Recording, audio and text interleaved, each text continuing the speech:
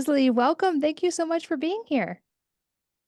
Thank you so much. I've been a huge fan of yours for a really long time, so I'm really happy to be on your podcast. Thanks for Uh, having me. Oh, I'm so glad you're here and I'm so glad we connected. You come highly recommended by some close friends. And I think this topic is actually really important and one I have not gotten to ever dive deep on this podcast. So I'm very excited to learn from you and hear your voice on this topic. Before we jump in, though, to all the things we're going to get to talk about today, I also have a note from your bio that you are also a beekeeper. And I would love to just hear how you got into that because I've been a beekeeper in some form since I was about 12. Oh wow, that's really cool. I just love bees. I don't do it for the honey or I'm not really a big fan of honey. Um, but I mean like I love it like everyone else, but I don't eat it a lot. I just do it because I love the bees and I love watching them and just such beautiful creatures, and it gives me a reason to plant flowers and to read about the flowers that they like and stuff like that. So yeah, I really, really enjoy it. That's so fun. And as if we needed more reasons to love the bees, I read recently even that the sound that they make in their hive is actually very calming to the nervous system. So, yeah, just another way that bees benefit all of us.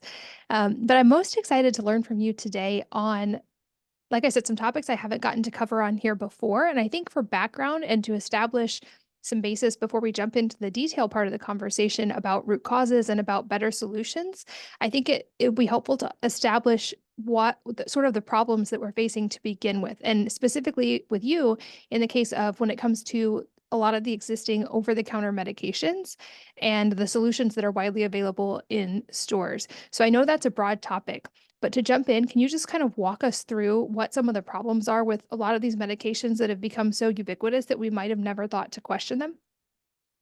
Oh yeah, thank you for asking that. Because it's something that I really feel is an important topic. So yeah, unfortunately, a lot of the science around many of the over-the-counter products that are on the market now are outdated. The history goes all the way back to the 1950s, actually, when we really didn't know anything about inflammation at all. And so inflammation happens to be the root cause of cold and flu symptoms. And at that time, when most of these products came out, and I mean, you'll see their household names like Robitussin and Sudafed, and but if you really look at the active ingredients, they're all the same. It's phenylephrine, um, dextromethorphan, guaifenesin, and just a combination of those. And at that time, around the 1950s, they would just give these to people and worry about how they felt like immediately, right? And so these products, you'll feel numb immediately, or you'll feel like, oh, okay, like I'm decongested like right now, but it's very short term because all of these ingredients have been studied in clinical trials extensively, not one or two, but like numerous, over 10 in most cases, 20 clinical trials over the years, over the decades. And they've been shown not to work, despite that they might have an immediate effect, but there's always a rebound effect over the course of several hours or a day or two. It's really doing nothing to reduce symptoms or reduce the duration of cold. That makes sense. And as much as I feel like getting to the root cause has become more of a focus, at least in the alternative health conversations, it's interesting because I feel like somehow cold and flu have sort of been relegated to their own category, and we don't necessarily think root cause as much, and we think more about the acute and resolving the symptoms, even though often in the conversation with doctors and experts in other categories, whether it's thyroid or gut health, we want to go to the root cause and we think of like what's actually creating this issue in the first place. So I feel like this is such an important voice here because we kind of miss that when it comes to like we want to talk about root cause until we're having a fever or until we're having a cough, and then we just want to fix it immediately. So let's kind of delve into the root cause side. If we're taking that approach here as well, what's actually the root cause of things like cold and flu symptoms? What's going on in the body that's leading to that? Yeah, so you're exactly right. I mean, when we have a fever or, when we feel like, oh my gosh, it could be the flu or it could be something super serious, we want an immediate reaction, immediate resolution. But you know, most of these over-the-counter products, they will not give you that resolution. It's a false hope. It's a false feeling of, okay, it's immediately like numbing my throat. Well, that's because it has, it basically has a very similar to ingredient to what your dentist gives you when he numbs your tooth. I mean, it's just really cutting off the nerve signals. It's not really doing anything for inflammation. And the inflammation is the root cause. So the inflammation is happening in the tissues. Inflammation is a natural and oftentimes very protective response of your body to sequester whatever is attacking it, like, the virus or a microbe or anything. And it starts inflammation to actually sequester the threat. But in the meantime, sometimes it has to damage the tissues to do that. And that's why you feel those symptoms. But really addressing the root cause is what we need to do. And yeah, we're it's gut health. It's interesting that you mentioned because the respiratory lining is very similar to the gut lining. And it actually had the same cells, and it's the same idea that it's a barrier that we need to keep intact. And I'm So guessing that might be a new concept for some people listening, even the idea of a respiratory liner and it being similar to the gut liner. I know we've heard a lot in the health world about gut health and how that relates to health of the whole body. But I know this is a somewhat new concept to me as well, that we have a respiratory liner that is similar. So I'm curious, what are some ways we can support the respiratory liner and keep that healthy, just like we would want to keep our gut lining healthy and our gut bacteria in optimal ranges? yeah, so well, the most important thing you can do is not use any of these over-the-counter products, because we've tested them in our labs and they basically poke holes in your respiratory lining in some of these household names that I mentioned before, because the ingredients are just so damaging.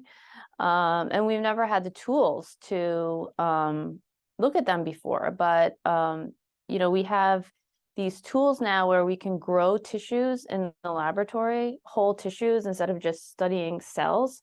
That's been the classic approach, to just study cells, but now we can grow whole three-dimensional living respiratory linings, and we can grow gut linings, and we can study them in detail. And so the best way to keep them healthy is to keep them hydrated, to keep them supple.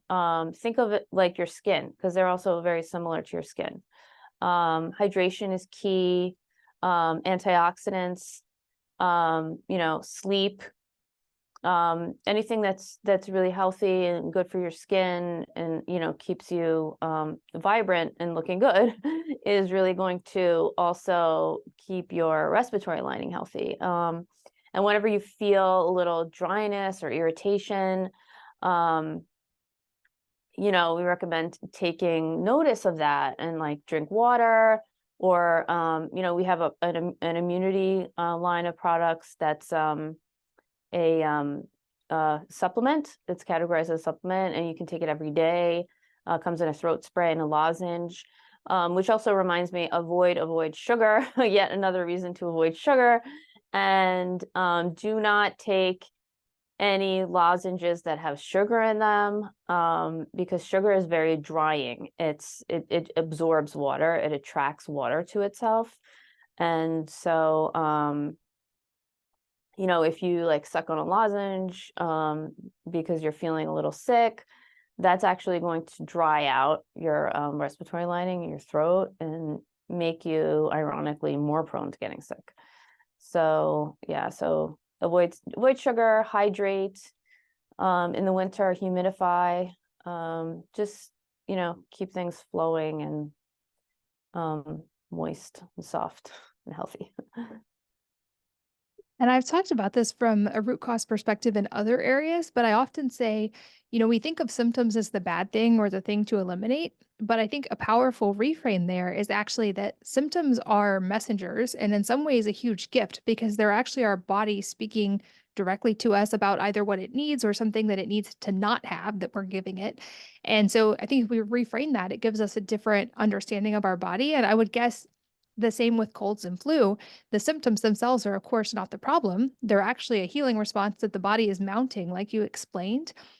And I know that they're uncomfortable, but it brings up also the little bit controversial topic of fevers, which I know are also an adaptive healing response that the body is doing to our benefit. But often we want to immediately shut down the fever or avoid the fever or shut down the symptoms or the cough and avoid it. And like I said, I know it's controversial, but what's your take on that? Like, is it actually beneficial to shut down a fever in the body, or does that have its place within certain parameters to actually be helpful? Yeah, so those are two questions, and I'll address the fever one first, and then I'll go into symptoms. So yeah, that's exactly right. So fever is an adaptive response, and it actually is non-dangerous. I mean, of course, speak to your doctor, but I did a podcast with Dr. Filovadia a couple of months ago, and he's an MD, and we were talking about this. And he said, we've learned in med school that fever is not dangerous until it's 101. So that's from him. I'm a scientist, I'm not a medical doctor, but in terms of treating fever, so when we grow viruses in the lab, we actually grow them at a lower temperature than body temperatures, especially for rhinovirus. Influenza grows at body temperature, but the fever is the body's response to make the virus uncomfortable and regulate its growth. So like I said, 101, but speak with your doctor. And in terms of treating fever, I would stay away from acetaminophen. Anything, even if it's labeled as quote unquote clean acetaminophen, it's still acetaminophen. And it's most commonly found in Tylenol. But it's been proven numerous times in numerous studies to deplete your liver of glutathione. It does effectively reduce fever, but it depletes your liver of glutathione, which is an important antioxidant and something that you need for your body to resolve inflammation on its own. So if you really want to reduce fever, aspirin or ibuprofen would be a much better approach. And of those, I think aspirin is much better because it actually addresses the specific pathway of inflammation that's going on in most respiratory symptoms. But again, speak with your doctor. And in terms of symptoms, that's exactly right. The symptoms, you want to notice them. It's your body's way of telling you that something's wrong. That's why we get tired. We want to rest, want to take care of ourselves. But also, it's really important to notice the symptoms early on. So when you first start getting that scratchy throat, you first start getting a little of an itchy nose, that's when you have the best chance of overcoming. And so that's where you want to give your body the best tools, because most respiratory diseases will resolve on their own, but it's the longer that you let it go, the more days that you'll be sick and feel terrible, and then the more likely you'll be to get secondary infections or anything. So like anything else, it's best to treat it early. And that's what our products Biovanta are designed to do. They're designed to help your body support its anti-inflammatory response and treat the root cause. And they've been clinically proven to do that. We're coming out with a clinical trial publication. Well, and you mentioned you're a scientist, and I would love to hear a little bit about how you got into developing these and maybe explain a little bit more of how they're addressing the root cause versus just treating the symptoms. Because I think this is a novel way of looking at things like cold and flu that lets people have something that can actually help acutely, but also more importantly, help long term because you're not shutting down the body's natural responses. Yes. Yeah, so exactly. I'm a scientist, and I actually was studying basic science, which means that you study things on a molecular level, and oftentimes it's really not geared towards any one disease per se, but that's often how some of the best discoveries come about, because sometimes, people will find things that other people weren't looking for, and that's what happened with me. So I was studying adhesion molecules. So those are basically like signaling molecules or antennas that are on the outside of cells. And they are looking for messages, like biochemical molecules or signals from outside of them. And a lot of times they get hijacked by viruses, because viruses have evolved to, it's like a lock and key that they have. They've evolved to fit into that lock of the receptor and get into the cell. So I was studying these molecules in the context of the central nervous system, but it happens that some of these same molecules are also in the respiratory system, and they're used by viruses. So, I thought it was really interesting, and I followed up on it. And, this has been going on for over 10 years that we've been thinking about this and developing this and formulating it to work. And at the same time that I'm a scientist, I'm also very passionate about root causes and the natural approach, which might be a little bit uncommon because, a lot of scientists are like more focused on, creating a molecule, or it doesn't matter if the molecule is natural or not, just as long as it does what it does. Which is true, but a lot of times when you focus on the natural approach, like especially with regards to inflammation, you get a more balanced response. So, I guess we'll get into it later, but like with allergies and asthma and steroids, sometimes and also with this over-the-counter drugs, like there'll be a rebound effect. And oftentimes, when you design molecules that do one specific thing, like a lot of pharmaceuticals, they're not really concerned with the side effects or the long-term consequences of something, per se, or how it works with the rest of the body, which is something I'm also interested in. Yeah, this is so fascinating. And I'm glad you mentioned allergies because I know this is an issue, especially around this time of year, and that a lot of families struggle with allergies, especially springtime. So I would love to touch on that because is there overlap here? Is it similar root cause, or do we think of that a little bit differently? I know you mentioned a lot of the conventional treatments have that rebound effect, or that they're not necessarily supporting the body in the way that they're working. But what is then the root cause or the reframe of thinking about allergies? Yeah, so allergies, so getting back to symptoms are our body's natural response, and they're kind of like our alarm signals. But there's many different pathways in inflammation, which we're learning more and more about. And a lot of the pathways that are turned on directly by the viruses are, different from a lot of the other responses that are turned on with allergies. And sometimes they get confused with each other, and the body overreacts. So, but at the same time, the root cause is still inflammation.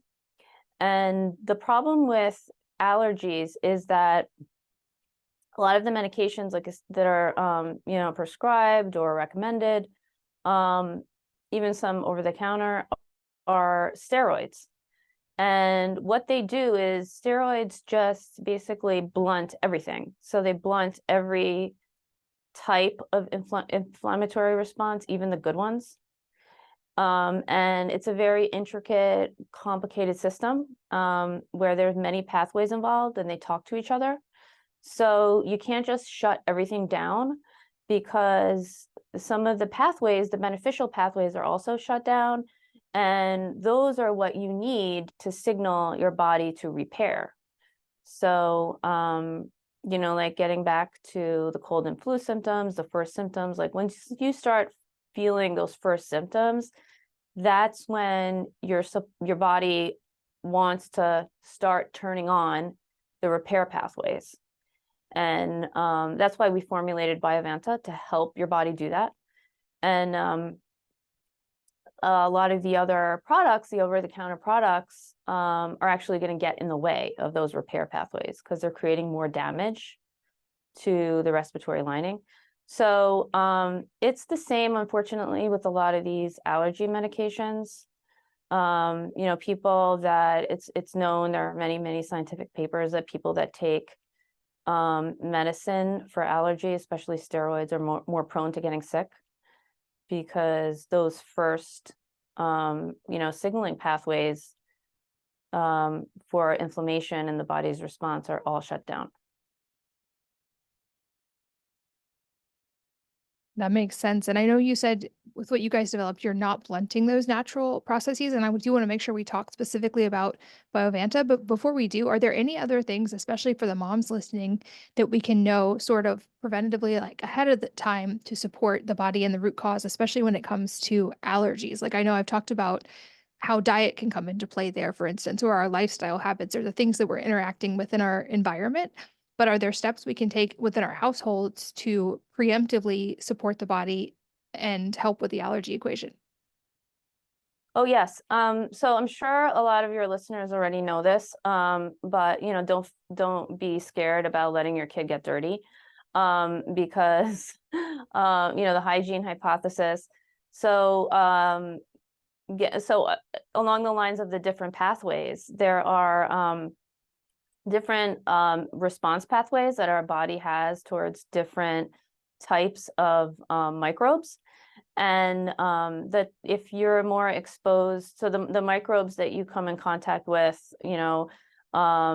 like in soil or just around the house or pets or any sort of like bacteria or virus that that you come in contact with, will activate those pathways, and it'll help your body or your children's body, especially when they're young, to have something to actually really fight against. But if those pathways don't get turned on early enough and often enough, then you're more susceptible to getting allergies. It's just because these pathways are always balanced, and the microbial pathways turn off the allergy pathways. It's, if you want to get really technical, it's a TH type 1 versus a type 2 inflammatory response, and they kind of shut each other off. So if you don't have any type 1 exposure, which comes from like microbes and viruses and stuff like that, you're going to be too, your body is going to be too primed to do a type 2 response, which is more like an allergic response. So that's one. But also, you want to make sure that your children are not exposed to too many allergens, because if you get exposed, if you have too much stimulation of those inflammatory pathways at the same time, like if you have a little exposure to an allergy and you happen to get sick at the same time, that's too much inflammation for the body to handle, and it can get primed towards more inflammation, towards a more allergic response. So the more you can have air filters to keep allergens, especially like household dust levels low, or just to keep anything that would cause an allergic response, to keep those levels low. Also, mindful of the kinds of fabrics you use around children. I mean, with foods, it's best to expose kids to a lot of foods early to, I mean, again, speak with your doctor, but, to prevent allergies. There's a lot of science on that. But with airborne allergens, it's actually the opposite. You want to keep those low. It's not like if you get more exposure to like household dust, then you're less likely to get allergies. You're more likely to get allergies. So, it's best to keep those because it just overwhelms the respiratory system. Such good advice. I remember years ago having a doctor on the podcast, Dr. Pedram Shojai, who recommended similar things to what you just said for the allergy part of the equation. He said, we've in some ways done our kids a disservice by becoming afraid of every type of microbe. And that he's like, if you look at the data, there's actually a benefit to having, like you said, pet exposure, to letting kids play in the dirt. Like that's actually very helpful for their immune system and to getting natural sunlight. And I think those are things we've moved away from somewhat in modern society. And so I love that the more we learn, the more we also get the reminder to go back to nature in that sense. And also the early exposure to food that you mentioned, I think is a really valuable point as well. I got to work with a company called Ready Set Food that does that, like very careful early exposure to foods to actually help avoid allergies later in life. And the data on that's pretty incredible as well. So I love that you're bringing light to that. I would love to also talk about Biovanta specifically, since you've alluded to it a few times in this episode, but let people know the mechanisms that's happening within it, why it's so effective. I know that there's some really fascinating data you guys have found in your initial research on this already. And actually, I got to try it in my family, and timing worked out absolutely perfectly because right as it arrived, all of my kids came down with initial cold symptoms. So we got an immediate test case to use it. But talk about why it's different than the over-the-counter medications that we've already talked about and where people can find it. Okay, yeah, well, so glad it worked for you. And happy to send you more anytime. Yeah, so we've been developing Biovanta for over 10 years, and we're very careful to be mindful of the pathways that we need to address to help the body heal, but at the same time minimize damage and minimize symptoms, because the symptoms are uncomfortable. And there's a delicate balance. Like the symptoms they're not in and of themselves helpful or good. They're just a necessary byproduct of your body fighting off the infection. So it's okay to want to like alleviate the symptoms, because like obviously like it gets to a point where like you're like, okay, like, I am like super stuffed or super, really don't feel good. So you do want to feel better. So, Biovanta does do that. We did do a clinical study, which we're in the process of publishing right now. It was submitted to be peer reviewed, and it's hopefully going to come out soon. But you do want to also boost your body's repair pathways. So that's what Biovanta does. It boosts the repair pathways, which is another important benefit of aspirin over any of the other drugs that you might take for fever. Aspirin, along with omega-3 fatty acids, are one of the only two things known to help the body build up resolvins.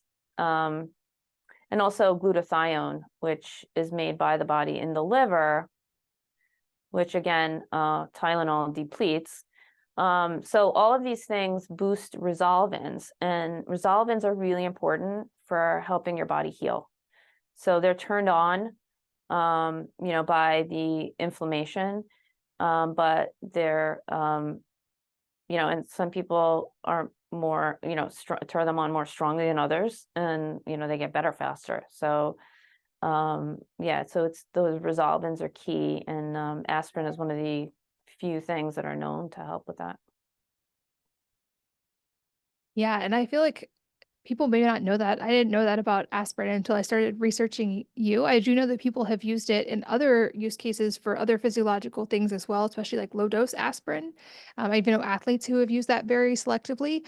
But can you just clarify, so that doesn't carry the same like liver burden, for instance, that acetaminophen does, or negatively affect the body in the way that other painkillers might? Yes, exactly. Yes. Acetaminophen definitely depletes the liver of glutathione. I mean, the aspirin needs to be metabolized in the liver like anything else, but it's not going to deplete your body of glutathione or do anything negative besides that. That makes sense. And as you've explained it and sort of unwound some of these issues we probably didn't even know about over-the-counter medication, I can't help but think of it. It's almost like a similarity to like big pharmaceutical seems to remind me of some of the things we talk about with other guests about big food and how the whole landscape of that has changed and like the mass messaging related to that. And I think you've spoken about this as well in the past, but do you find similarities there as well? Yeah, for sure. It just, I mean, the misleading marketing, the just, taking out the microphone and not letting anyone else, have a voice. It's just, yeah, very similar. And, not being truthful and mindful and intentional, and just looking at grabbing market share at all costs. I mean, it's just like the similarities are endless. Um, and I really think it's a shame because there's so much science out there that is not being used. There's so much in the scientific literature that could be brought out.